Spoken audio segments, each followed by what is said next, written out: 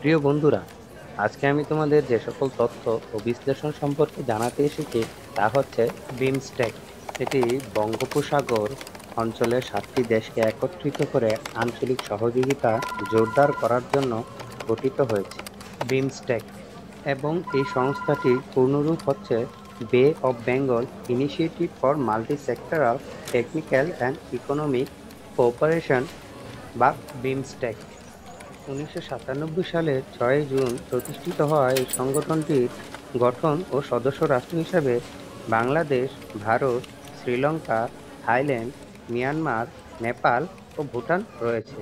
উক্ত সংস্থাটির কার্যক্রম ও খাতসমূহকে নিয়ে বর্তমানে 14টি খাতে কাজ করছে। প্রতিটি খাতের নেতৃত্ব আলাদা আলাদা দেশ পরিচালনা করে থাকে। বিসমিটিক দক্ষিণ এশিয়া ও দক্ষিণ পূর্ব এশিয়ার দুই বৃহৎ অর্থনৈতিক অঞ্চলকে সংযুক্ত করেছে। এটি সার্কের একটি কার্যকর বিকল্প হিসেবে কাজ করছে, কারণ সার্ক রাজনৈতিক কারণে কার্যকর হতে ব্যর্থ হয়েছে। সংস্থাটির মূল উদ্দেশ্য হচ্ছে অর্থনৈতিক প্রবৃদ্ধিকে ত্বরান্বিত করা, প্রযুক্তিগত ও সামাজিক উন্নয়ন নিশ্চিত করা, আঞ্চলিক নিরাপত্তা ও সমুদ্র নিরাপত্তা বৃদ্ধি করা তথা আন্তর্দেশীয় সংযোগ বৃদ্ধি করা। কেন বিসমেটিক সংস্থাটি গুরুত্বপূর্ণ? অর্থনৈতিক সম্ভাবনার জন্য বিসমেটিক দেশগুলোর সম্মিলিত জিডিপি প্রায় $4 ট্রিলিয়ন এবং এটি বিশ্বের দ্রুততম বর্ধনশীল অঞ্চলের একটি। বাণিজ্য সম্প্রসারণ বিসমেটিক মুক্ত বাণিজ্য চুক্তির এর মাধ্যমে আভ্যন্তরীণ বাজার সম্প্রসারণে কাজ করছে। কৌশলগত অবস্থান বঙ্গোপসাগরের অঞ্চলের বাণিজ্যিক ও সামরিক গুরুত্ব অনেক বেশি, যা ভারত ও চীনের ভূ-রাজনৈতিক কৌশলের জন্য গুরুত্বপূর্ণ।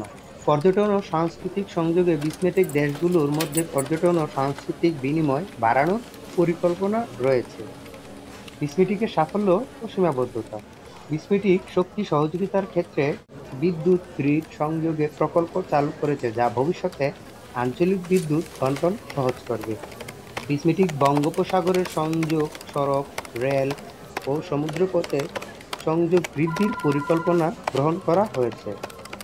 প্রতিরক্ষা ও নিরাপত্তার ক্ষেত্রে সন্ত্রাস দমন, সাইবার নিরাপত্তা ও সামরিক মহড়া চালানো হচ্ছে।